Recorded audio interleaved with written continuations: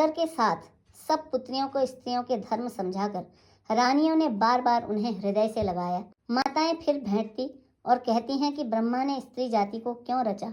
उसी समय सूर्य वंश के पताका स्वरूप श्री रामचंद्र जी भाइयों सहित प्रसन्न होकर विदा कराने के लिए जनक जी के महल को चले। स्वभाव से ही सुंदर चारों भाइयों को देखने के लिए नगर के स्त्री पुरुष दौड़ पड़े। कोई कहता है आज ये जाना चाहते हैं। विदेह ने विदाई का सब सामान तैयार कर लिया है।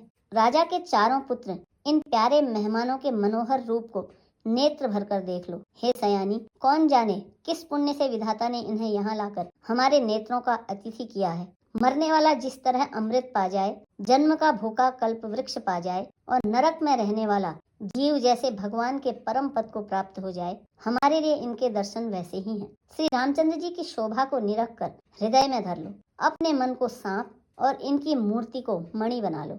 इस प्रकार सबको नेत्रों का फल देते हुए सब राजकुमार राजमहल में गए।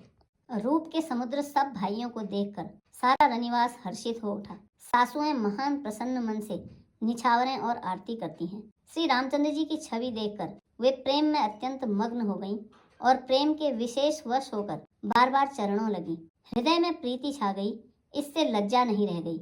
उनके स्वाभाविक स्नेह का वर्णन किस तरह किया जा सकता है। उन्होंने भाइयों सहित श्री राम जी को उपटन करके स्नान कराया और बड़े प्रेम से सटरस भोजन कराया। सुअवसर जानकर श्री रामचंद्र जी शील, स्नेह और संकोच भरी वाणी बोले, महाराज अयोध्यापुरी को चलना चाहते हैं। उन्होंने हमें विदा होने के लिए यहाँ भेजा है। हे माता, प्रसन्न मन से आज्ञा दीजिए और हमें अपने बालक जानकर सदा स्नेह बनाए रखिएगा। इन वचनों को सुनते ही रनिवास उदास हो गया। सासुएं प्रेमवश बोल नहीं सकती। उन्होंने सब कुमारियों को हृदय से लगा लिया और उनके पतियों को सौंपकर बहुत विनती की।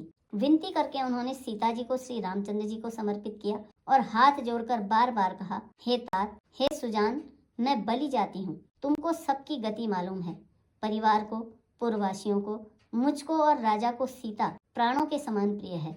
ऐसा जानकर हे तुलसी के स्वामी, इसके शील और स्नेह को देखकर इसे अपनी दासी करके मानिए।